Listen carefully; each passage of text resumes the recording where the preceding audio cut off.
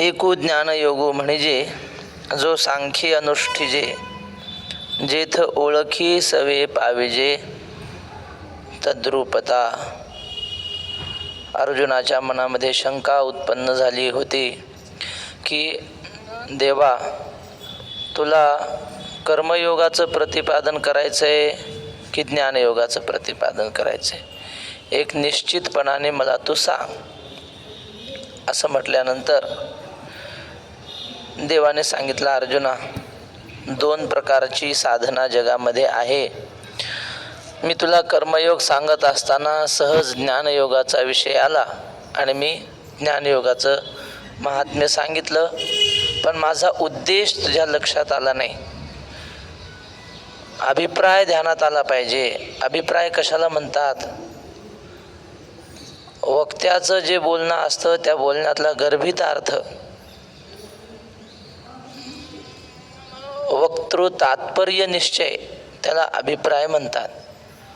तर तो अभिप्राय ध्यानात आला पाहिजे. स्वामी विवेकानंदांनी एका ठिकाणी असं लिहिलंय की ते म्हटले, भारतातल्या सर्व तरुणांना माझी विनंती आहे की तुम्ही गीतेचा अभ्यास करण्यापेक्षा फुटबॉल खेळा, असं त्यांनी लिहिलंय. आता हे पटेल का तुम्हाला? तुम्ही गीतेचा अभ्यास करण्यापेक्षा फुटबॉल खेळा, असं त्यांनी लिहिलंय. पण असं का लिहिलंय? तर पुढं त्यांनी असं लिहिलंय की तुम्ही जर फुटबॉल खेळात व्यायाम केला तर तुम्ही बलवान व्हाल, शरीर तुमचं ताकदवान होईल, आणि शरीर ताकदवान झालं की मग काही करता येईल, अभ्यास करता येईल, सगळंच करता येईल. शरीरम आद्यम खलु धर्म साधनम, असं त्यांचं बोलण्याचं तात्पर्य अर्थ आहे. तेव्हा समोरच्या वक्त्याच्या बोलण्यातलं तात्पर्य काय ते ध्यानात आलं पाहिजे. तसं अर्जुना, मी बोललो पण तो उद्देश तू नेणसीची, माझ्या बोलण्यातला उद्देश तुला कळाला नाही. मग दोन मार्ग कोणते आहेत ते भगवंत अर्जुनाला समजावून सांगतात. एकू ज्ञानयोगू म्हणजे एक ज्ञानयोग आहे, त्याचं अनुष्ठान कोण करतात? जो सांख्यी अनुष्ठिजे. सांख्यी म्हणजे आत्मानात्म विचार करणारे महात्मे. आपण पाहिलं ना, नासतो विद्यते भावो ना भावो विद्यते सतः उभयोरपि दृष्टोंतस्तोनयोस्तत्वदर्शिभी. आता अर्जुना, काही एक सांगेन मी ऐक, जे विचार परलोक ओळखिती, या उपाधी माझी गुप्त, चैतन्य असे सर्वगत, ते तत्वज्ञ संत स्वीकारिती. या जगरूपी उपाधीमध्ये एक सार तत्व आहे आणि एक असार तत्व आहे. मग त्या सार तत्वाचा स्वीकार करणारे जे महात्मे आहेत, सारासार विचार करतात, ते या ज्ञानयोगाचं अनुष्ठान करतात. अशी ओवी आहे ना, सांडोनी आत्मरसाचे क्षीर, चरता तिचे सविचार राजहंस. सुरुवात काय? फार सुंदर ओवी आहे. चरता तिचे सविचार राजहंस, अशी ओवी आहे. सापडली तर बघा. सांडोनी आत्मरसाचे क्षीर. एक पहिला शब्द एक आठवून द्या. तर अशा प्रकारचे जे आहेत आत्मानात्म विचार करणारे, ते महात्मे या सांख्ययोगाचं अनुष्ठान करतात. दुसरं आहे जी आणि तो ज्ञानयोग असा आहे की जिथं ओळखी सवे पाविजे तद्रूपता. त्या परमात्म्याकडे म्हणजे ज्ञानाने त्याला ओळखलं की ओळखल्याबरोबर तद्रूप होतो व्यक्ती. वैकुंठवासी रंगनाथ गुरुजी परभणीकर ते असं म्हणायचे की माणसाने बैलाकडे पाहिलं, बैलाला ओळखलं तर माणूस बैल होत नाही. पुढं ते असं म्हणायचे, पत्नीकडे पाहिलं म्हणजे बायकोकडे पाहिलं, ओळखलं बायकोला, माणूस बायको होत नाही. पण देवाकडे पाहिलं म्हणजे देवाला ओळखलं की देव होतो. असं गुरुजी, देवची होईन म्हणती ते होती तरी का चित्ती न धरावे, ओळखी सवे पाविजे तद्रूपता. आणि देवाला ओळखल्या बरोबर तद्रूप होतो माणूस. म्हणून इतर आणि अनात्म वर्ग नीर. बघा, सांडोनी आत्मरसाचे क्षीर चरता तिचे सविचार राजहंस. असे जे आहेत महात्मे ते या ज्ञानयोगाचं अनुष्ठान करतात आणि त्या अनुष्ठान करणाऱ्याला त्या ज्ञानाने परमात्मा जाणल्याबरोबर तो तद्रूप होतो. म्हणून जाणायचं असेल तर देवाला ओळखावं. हे लोक ओळखी वाढवतात. काय उपयोग होतो त्या ओळखी वाढवल्याचा? काही नाही. ओळख करणं सोपं असतं पण टिकवणं अवघड असतं. वा, काही जाणू नये पांडुरंगाविन पाविजेल शीन. तुकाराम महाराज म्हणतात इतर जगाला जाणलं की मग शीण होईल. ओळखायचं असेल तर देवाला ओळखावं. आंधळी ती तुका म्हणे संसारी, जीही नाही हरी ओळखीला. किंवा धन्य कोण आहेत नाथ महाराज म्हणतात सांगा? ओळखीला हरी, धन्य ते संसारी, मोक्ष त्याचे घरी सिद्धी सहित. किंवा हो, ओळखीला हरी साठविला पोटी, होता त्याची विठी दुःख कैचे. ज्यांनी देवाला ओळखलं ते खरे धन्य आहेत. मग कैची भय चिंता त्यांची सरली अर्जा. ओळखायचं असेल तर देवाला ओळखावं. एकदा या वरच्या खोलीमध्ये बाबा बसलेले होते. सकाळची वेळ अशीच आंघोळ केली आणि बसले. कार्तिकी वारीचे दिवस होते आणि संस्थेतले काही विद्यार्थी आम्ही असे बाबांच्या समोर उभं होतो. एक माणूस आला, बाबांच्या पाया पडला. गावाकडला होता त्यांच्या. आणि असं जवळ तोंड नेलं. म्हणलं बाबा ओळखलं का मला? असं म्हणला. बाबा तापले त्याच्यावर. कोण आहे रे म्हणले तू? आम्ही फक्त देवाला ओळखतो म्हणले, माणसाची ओळख ठेवत नाही. याला हाकला म्हणले खाली लवकरच. त्याला उशीच फेकून मारली. ते गोल उशा होत्या की नाही, चाल म्हणले खाली निघ. तो गेला खाली. आणि तो गेल्यावर मग बाबांनी आम्हाला सांगितलं की कुण्याही साधूच्या आपण भेटीला गेलो की त्यांना मला ओळखलं का असं कधीच म्हणायचं नाही. आपण स्वतःहून आपलं नाव गाव पत्ता त्यांना सांगायचा असं. आपल्यासारखे कितीक भेटून जातात त्यांना. त्यांनी आपली ओळख ठेवावी एवढं काय असतं आपल्याकडे. बाबा म्हणले आम्ही फक्त देवाची ओळख ठेवत असतो, माणसांची ओळख ठेवत नाही.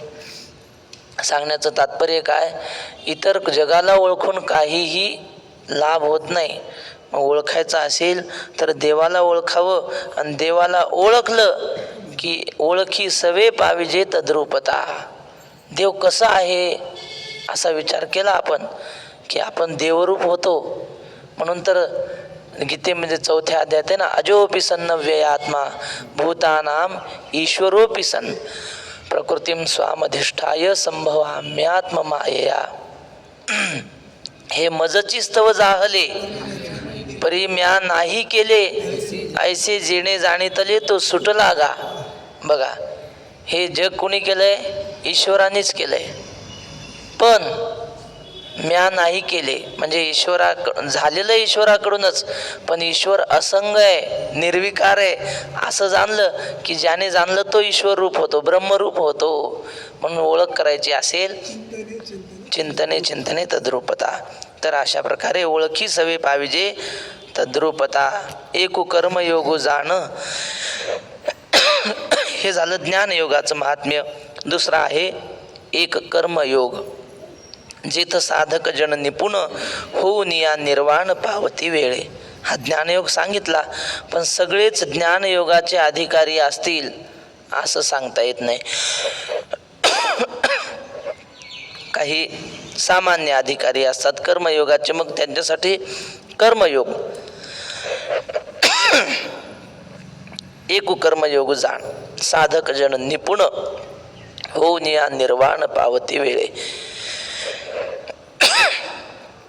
कर्मयोगाचे जे साधक असतात ते निपुण होऊन कर्माचं अनुष्ठान करतात. म्हणजे काय? निपुण म्हणजे कर्म पूर्ण झालं तर सुखी होत नाहीत, अपूर्ण राहिलं तर दुःखी होत नाहीत. जैसी जैसी वेळ पडे तैसे तैसे होणे घडे. आमच्या वाट्याला जे कर्म आले ते ईश्वराची सेवा. आले भागा ते तुझे नाम उच्चारितो. बस, आपल्या वाट्याला देवाने जे कर्म दिलं ते करत राहणं एवढंच त्याचं काम असतं. कर्मे ईशु भजावा असं माऊलींनी म्हटलंय. कर्माने ईश्वरा तया सर्वात्मका ईश्वरा स्वकर्म कुसुमांची वीरा पूजा केली होय अपारा दोषा लागे. देवाला प्रसन्न करायचं असेल ना, मग हे 10-20 रुपयाचे हार आणून त्याच्या गळ्यात घातले तर देव प्रसन्न होत नाही. स्वे स्वे कर्मण्य भिरत संसिद्धिम लभते नरहा. आपल्या वाट्याला जे आलंय ना ते व्यवस्थित करायचं. समजा आता आमच्या वाट्याला काय आलंय, पाठ सांगण्याची सेवा, मग ते देवाच्या कृपेने आपल्याला ही सेवा मिळाली ना, मग जेवढी चांगली करता येईल तेवढी चांगली करण्याचा प्रयत्न करायचा. आता हे आपल्या हातात आहे का, चांगली करायचं खरं आहे, पण मध्ये बरोबर बरोबर. मग काय सांगत होतो मी, आपल्या वाट्याला आलेलं कर्म ते अत्यंत व्यवस्थित करणं हीच ईश्वराची सेवा आहे. यही कर्माची फुलं देवाला अर्पण करायची. कर्म करायचं आणि ईश्वर अर्पण करायचं. असं केलं की मग देव संतुष्ट होतो. जेथ साधक जन निपुण होऊन या निर्वाण पावती वेळे. आणि मग हे निष्काम कर्माचं अनुष्ठान करून साधक जन निर्वाण म्हणजे मोक्षाला प्राप्त होतात. पण वेळे असा शब्द आहे. वेळे म्हणजे कालांतराने. आणि वरच्या ओळीत काय, ओळखी सवे पाहिल्या बरोबर ते ज्ञानी ब्रह्मरूप होतात. आणि हा काय करतो कर्मयोगी, जरा वेळाने थोडासा फिरून येतो. 2 मार्ग असतात ना, एक शहरातून असतो आणि एक बायपास असतो, आहे की नाही. पण मग बायपासवाला लवकर जातो, शहरातला उशिरा येतो. का बरं? तिकडं गर्दी असते. गतिरोधक. वा, फार छान शब्द वापरला. गतिरोधक असतात म्हणजे गतीला अडवणारे असतात लय. ते तुम्हाला सांगितलं ना मी कुत्र्याचं. आमचे गुरुजी सांगतात, कुत्रा जर महाराष्ट्रातून निघाला पळत तर तो 2 दिवसात काशीला जाऊ शकतो, एवढी त्याच्याकडे शक्ती असते. पण तो जाऊ शकत नाही 2 दिवसात. का? ह्या गावातून पुढच्या गावात गेला की त्याचे सोयरे भेटतात, चहा घेतल्याशिवाय जाऊ नका म्हणतात, आणि मग ते अडवतात. गतिरोधक झाले ना ते. तसं कर्म मार्ग आहे ना, हे असा लोकांच्या समूहातून जाणारा मार्ग आहे. त्यामुळं तिकडं यायला जरा वेळ लागतो. म्हणून म्हणले बघा, पावती निर्वाण, पण कसे वेळे, थोड्या वेळानं पावतात. आणि ज्ञानी जाणल्याबरोबर लगेच देवाला प्राप्त होतात. हे मार्ग तरी दोन्ही, हे मार्ग 2 आहेत, परी एकवटती निदानी. जैसी सिद्ध साध्य भोजनी तृप्ती एक. हे दिसायला 2 मार्ग आहेत, एक शहरातून जातो आणि एक बायपास जातोय. दिसायला 2 मार्ग आहेत, पण एकवटती निदानी. हा बायपासने जाणारा थोडा वेळ तिथं जाऊन थांबतो, हा जरा 15-20 मिनिटांना उशिरा येतो, एवढाच फरक. जाणार तिथेच. ते आहे की पुढंच आहे, तेच आहे. हे मार्ग तरी दोन्ही परी एकवटती निदानी. मोक्ष स्वरूप निदानी म्हणजे मोक्ष स्वरूपाच्या ठिकाणी एकरूप होतात. त्यानं मला जास्त त्रास होतो, पण कंठ सुद्धा आम्ही खातो हे कंठ सुधारक बऱ्याच वेळा, पण जास्त खोकला आहेत त्याने. मग ते प्रत्येकालाच मानवलं अशी नाही. तर माऊलीने उदाहरण दिलंय. मार्ग 2 आहेत, पण मुक्काम मोक्ष स्वरूप मुक्काम दोघांचं एकच आहे. उदाहरण काय, एक माणूस गेला, पाठ सुटला 10:30 वाजता, 11:45ला, आणि गेला आणि पंक्तीला जाऊन बसलं जेवायला. आहे तर जेवण, काही करायचं काम नाही. पण काही स्वयंपाकी असतात. स्वयंपाकी म्हणजे काय, स्वतः आपुले केले आपण खाय, तुका वंदी त्याचे पाय. आपल्या हातचं काय, दुसऱ्याचं खायचं नाही, असं काहीचं असतं. म्हणजे सगळ्याला जमल असं नाही.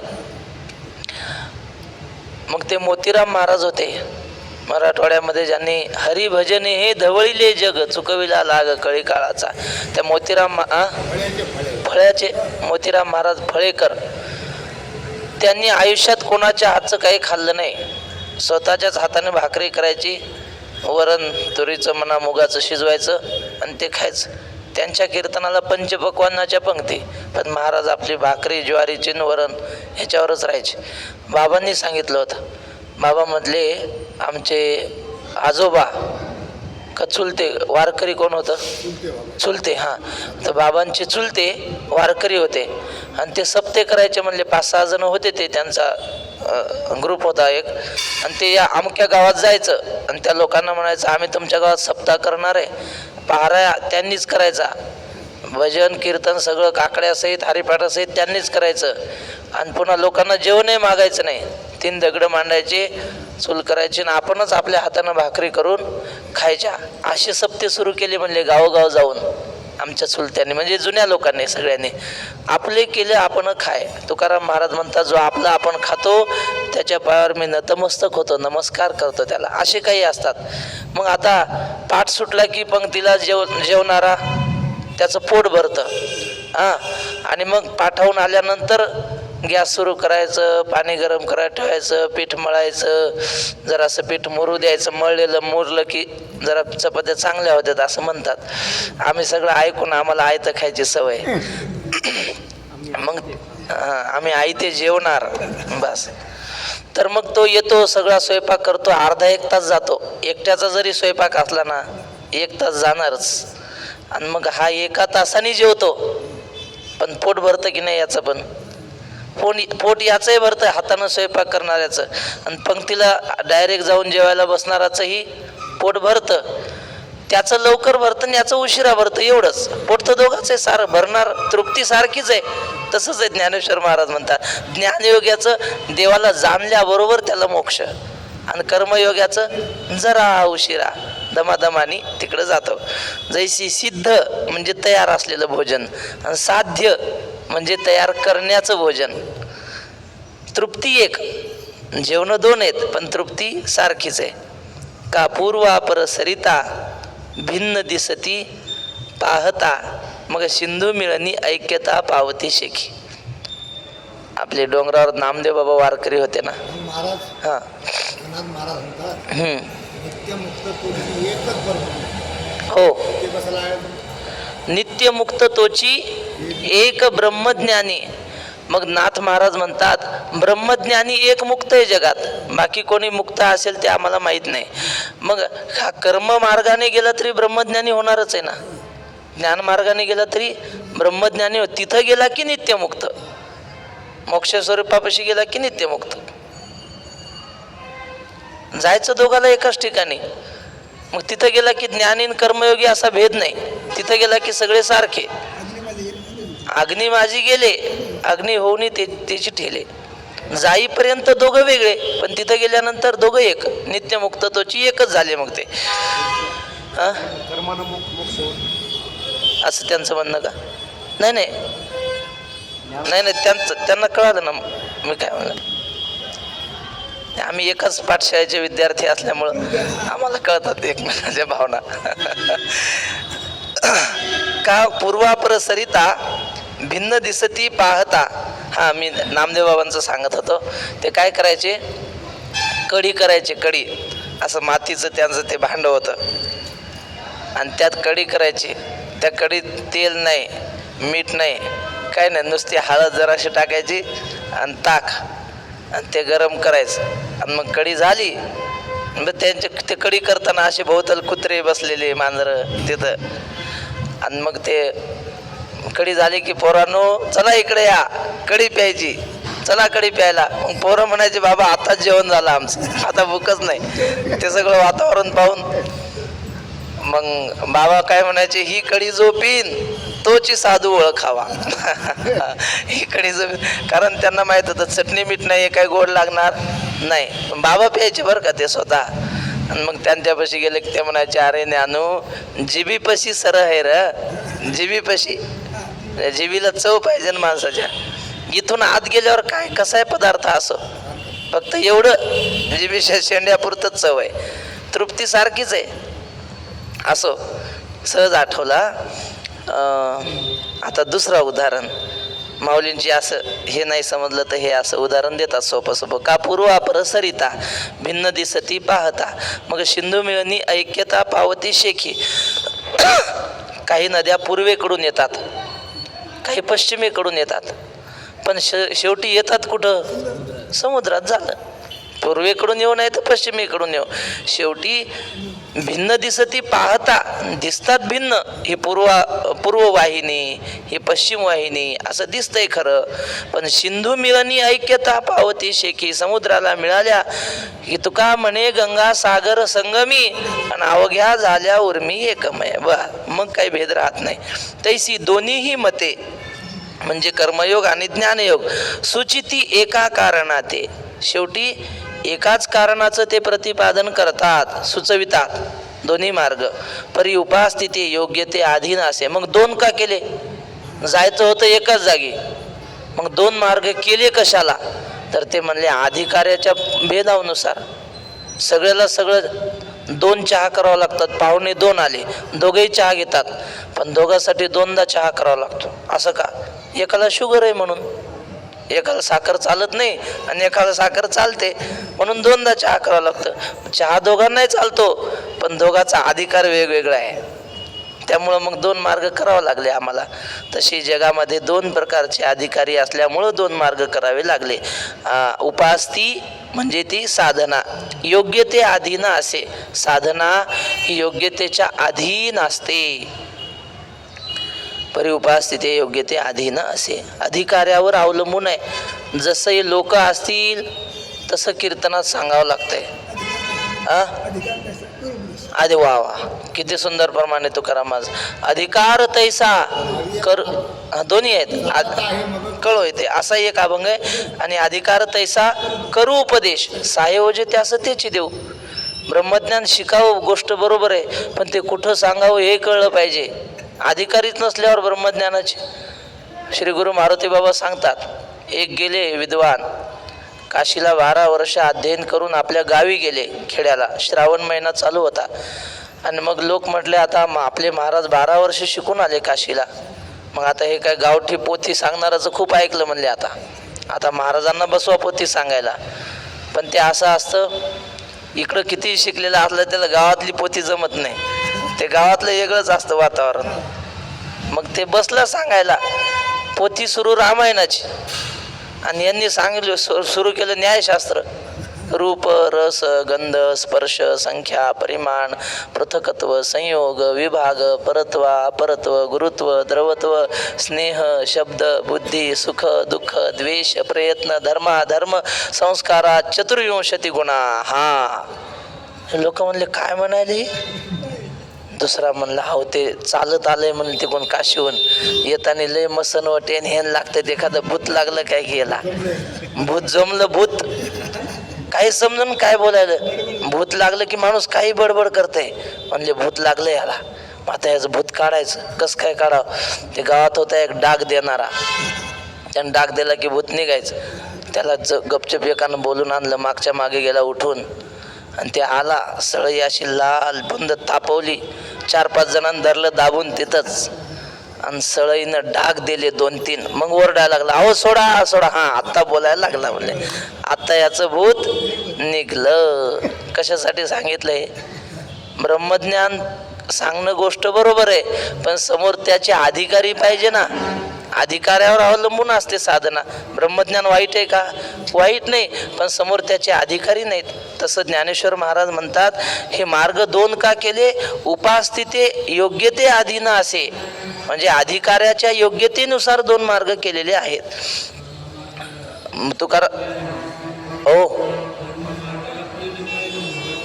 हो बरोबर आहे. कर्ममार्ग ही पहिली पायरी, ज्ञानमार्ग दुसरी पायरी म्हणा. अधिकारानुसार मार्ग आहेत.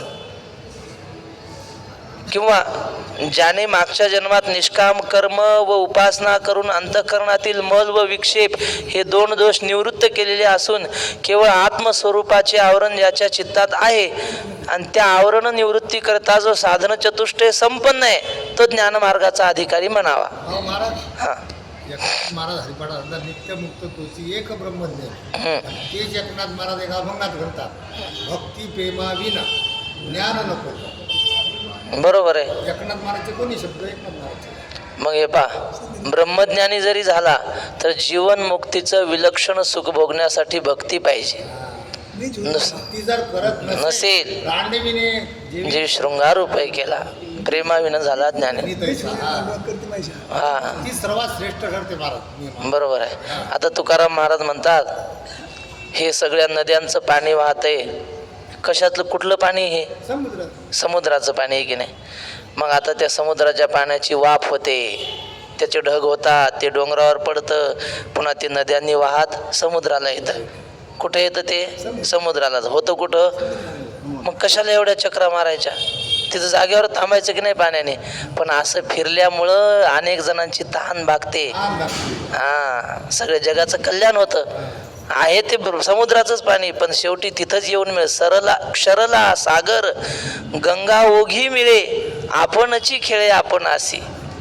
आपणच आपल्याला खेळतं ते पाणी, पण त्या खेळण्यामुळं अनेकाचं कल्याण होतं ना. तसं हा ब्रह्मज्ञानीच आहे. पण मग ह्याने जर भक्ती केली तर ह्याला तर सुख मिळेलच का? फेडीत पापताप पोखीत तिरीचे पादप, समुद्रा जाय आप गंगेचे जैसे.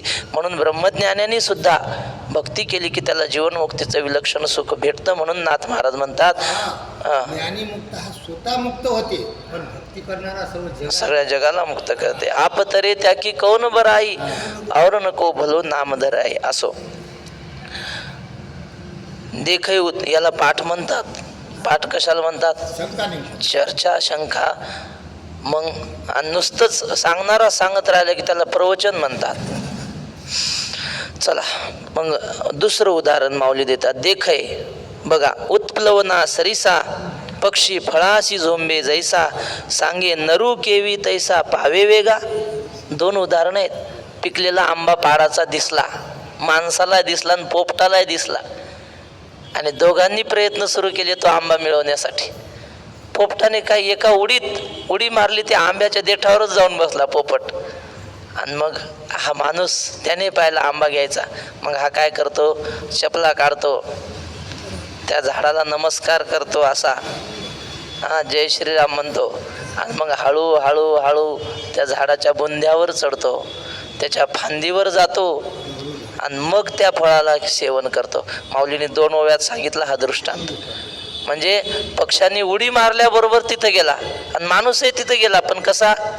दमाने गेला जरा. बा देखय उत्प्लवना सरिसा. उत्प्लवना सरिसा म्हणजे उडल्याबरोबर. पक्षी फळाशी झोंबे, पक्षी फळाला झोंबतो जाऊन. सांग बरं अर्जुना, नरू केवी तैसा पावे वेगा. नरू म्हणजे नरहरी नावाचा माणूस नाही बरं, नाही तर नरू म्हणजे माणूस असा अर्थाने घ्यायचा. माणूस तेवढ्या वेगानं जाईल का? आणि समजा गेला तेवढ्या वेगानं, या झाडावर चढला आणि या झाडावरून त्या झाडावर उडी मारली, प्रयत्न केला पोपटासारखा, काय होईल? तोंड फुटल, दुसरं काय होईल? नरू माणूस तसा वेगानं जाऊ शकत नाही.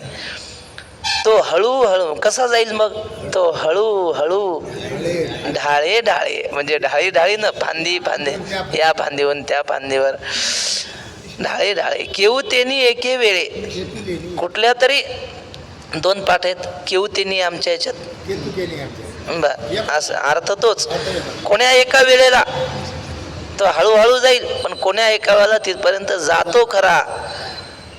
केवतेने एक वेळ त्या मार्गाची बळे निश्चित ठाके. त्या मार्गाच्या शक्तीने तो चालत राहिला ना, निश्चित एक दिवशी तो शेवटी जाणार म्हणजे जाणार. बा तुम्हाला ते सांगितलं होतं मी. बेडूक होते, 100-150 बेडकच नुसते, आणि त्यांनी पाहिला असा डोंगर होता सरळ, आणि त्यांनी स्पर्धा ठरवली, जो ह्या डोंगराच्या माथ्यावर जाईल त्याला फार मोठं बक्षीस. आता त्यांचं काय बक्षीस असं मला नाही माहीत, पैशाचं ठेवलं होतं का कशाचं ठेवलं, म्हणजे बक्षीस ठेवलं. मग सगळे लागले पळायला. ते डोंगर असा तिरपा होता, तिथपर्यंत गेले, पण असा सरळ पाषाण लागला, कडा उंच. मग उडी मारलं की बेडकं खाली पडायचे, उडी मारले की खाली पडायचे. एक बेडूक होता, त्याने काय करत, तो उड्या मारत नव्हता, तो काय करायचा, असं कपारीला धरत धरत धरत असं चढू लागला वर. बराच उंच गेला. हे खालच्याने पाहिलं, कसं सहन होईल? बेडकाचं शरीर माणसाच्या शरीरासारखंच असतं. ते ऑपरेशनला तेच वापरायचे पूर्वी. हां, मग आता माणसाचे गुण त्याच्यात. माणसाला सहन होतं का एखादा पुढं चालल्यावर? हे खालून हाका मारायला लागले, अरे कशाला वर जातोस, पडला तर मरून जाशील ना, चल माघारी ये, असं करायचं त्याला. जाऊ नको, माघारी ये, असं करायचे. तो असं मागं वळून जरा पाहायचा आणि पुढं चढत राहायचा. असं करत करत गेला ना तो वर, मुक्कामापर्यंत पोहोचला. कशामुळे गेला सांगा बरं? हळूहळू गेला, हा एक मुद्दा त्यातला. आणि दुसरा मुद्दा तो होता बहिरा. हे म्हणत होते की नाही खाली उतर, पडला तर मरशीन. तो असं मागं वळून पाहायचा, ते असे हातवारे दिसायचे. त्याला वाटलं हे म्हणतात तू बिंदास वर चढ, तू खाली पडला तर आम्ही झेलायला तयार आहे. म्हणून तुकाराम महाराज म्हणतात, ज्याला बहिरं होता आलं की नाही तो पुढे जातो या जगात. लोकांचं बोलणं ऐकत राहिलं ते आहे ना, कोणी एकी बोलली नारी विकिता घर, तो का म्हणे हासे जन नाही कान तये ठाय. बस असं ज्याला जगता आलं तो मग ध्येयापर्यंत जातो. आणि त्यातलं मुख्य मुद्दा काय? हळूहळू पाहिजे. तो का म्हणे नाही चालं तर तातडी प्राप्त काळ घडी आल्यावी. आलं की लगेच मला कीर्तनकार झालं पाहिजे, तसं नाही बाबा. जरा दमादमाने धीरे धीरे, नाही त्यांचं नाही, वाटतं ना प्रत्येकाला. मग असं नाही, धीरे धीरे आपण हळूहळू साधना सुरू केली की त्या मार्गाची निबळे निश्चित ठाकी, निश्चित तिथपर्यंत मनुष्य जाऊ शकतो. तैसे देख पा विहंग ममते. आता हे इथे एक सहज आठवला मुद्दा तेवढा सांगतो. त्या पतंजल महाभाष्य, पतंजलीने काही सूत्र लिहिलेत. त्या सूत्रातलं एक सूत्र असं आहे, सतु नैरंतर्य दीर्घकाल सत्कारा सेवितो दृढभूमी. म्हणजे एखादी साधना पूर्ण होण्यासाठी किती 4 गोष्टी लागतात. एक नैरंतर्य पाहिजे, दीर्घकाल पाहिजे, सादर म्हणजे आदर पाहिजे त्या साधनेविषयी, आणि दृढ निश्चय पाहिजे. या 4 गोष्टी असल्या की साधना पूर्ण होणारच. नैरंतर्य म्हणजे काय? एका माणसाने सोमवार केला, 40 वर्ष सोमवार उपवास केला, आणि 40 वर्षानंतर एका महाराजांना सांगितलं की महाराज मला उद्यापन करायचंय, म्हणजे हे व्रत पूर्ण करायचंय, तुम्ही कीर्तनाला चला. म्हणले किती वर्षापासून धरताय? 40 वर्षापासून धरतोय. म्हणले कसा धरता? तो म्हटला दरवर्षीच्या श्रावण महिन्यातला शेवटचा सोमवार मी 40 वर्षापासून धरतो. वर्षातून किती? 1. मग आता हे दीर्घकाल झालं पण नैरंतर्य नाही ना याच्यात. 40 वर्षापासून करतो पण किती? श्रावण महिन्यातला शेवटचा 1 सोमवार. मग हे काय? दीर्घकाल जरी असलं तरी नैरंतर्य नाही त्याच्यात, निरंतरता पाहिजे, पहिला मुद्दा. दुसरा मुद्दा आहे दीर्घकाल पाहिजे. दीर्घकाल म्हणजे सप्ताहामध्ये पहारा असतो आपल्या, विना पहारा, रात्रंदिवस 24 तास राम कृष्ण हरी, राम कृष्ण हरी. पहाऱ्याचे फार महत्त्व आहे. आपण असं ओवी पाठ करायला घेतली लवकर पाठ होत नाही, पण गळ्यात विना घ्या लगेच पाठ होते. ओवी अभंग जुन्या लोकांनी गाथे ज्ञानेश्वर्या पाठ केल्या कशाने? पहारा करत करत. हे मुक्ताबाईच्या मठात पहारा चालू आहे. हा पहारा करताना लय पाठांतर होते. बाबा म्हटले जुन्या लोकांनी ग्रंथच्या ग्रंथ पाठ केले, वक्ते बाबा म्हणायचे पहारा करत करत. पण पहारा साधा नाही. मग सप्ताहामध्ये पहारा असतो. दुर्दैवाने आता पहाराच बंद झाला. तर तो पहारा असतो रात्रंदिवस, पण किती दिवस हो? 7 दिवस. 8व्या दिवशी चला 5 जण या, काल्याचं कीर्तन झालं की हात सांगा. नाही आमच्याकडे नाहीत बा असे लोक, यांच्याकडे सांगा. मग आता मारुतीनं काय करावं? पहारा करावा का कसं करावा? मग सांगा. हे पहारा सप्ताहात असतो पण किती दिवस? 7 दिवस. काला झाला की पहारा संपला. म्हणजे ह्याच्यात नैरंतर्य आहे. 24 तास पहारा चालतो, निरंतर अखंड आहे, पण दीर्घकाल नाही ना, काल थोडाच आहे. म्हणून निरंतरता आहे पण दीर्घकालता नाही. पहिल्या उदाहरणामध्ये दीर्घकालता आहे पण निरंतरता नाही. दोन्ही पाहिजे साधनेमध्ये, दीर्घकालही पाहिजे, सातत्यही पाहिजे. बर, आणखी काय पाहिजे? सत्कार, म्हणजे त्या साधनेविषयी आपल्या मनात आदर पाहिजे. एक कराडला रामनामी साधू होता. रामनामी म्हणजे त्याच्याकडे कोणी आलं की ते रामनामाचाच उपदेश करायचे. ऐकताय ना? कोणत्या गावातलं सांगितलं मी सांगा बरं? पुण्यामध्ये कराडला रामनामी साधू रामनामाचा उपदेश करायचा. लोक आले की दुसरं काही सांगायचं नाही. राम राम राम दोची अक्षराचे काम, हा रसनेचा निजधर्म बदलो आता. ही ओवी कुठं आहे? आळंदीला नरसिंह सरस्वती स्वामींचा मठ आहे, गोपाळपुऱ्यामध्ये, चाकण चौकात. आणि तिथे एक माधवदास महाराज गोडबोले यांचा फोटो आहे, आणि त्या फोटोच्या खाली ही ओवी लिहिलेली. आता कुठल्या ग्रंथातली मला माहीत नाही, आम्ही दर्शनाला गेलो की वाचायचं रोज. असो, तर रामनामाचा उपदेश करणारे ते साधू, आणि कोणी आलं दर्शनाला त्या रामनामाचं हे द्यायचं उपरणं, त्याच्यावर राम राम लिहिलेलं असं.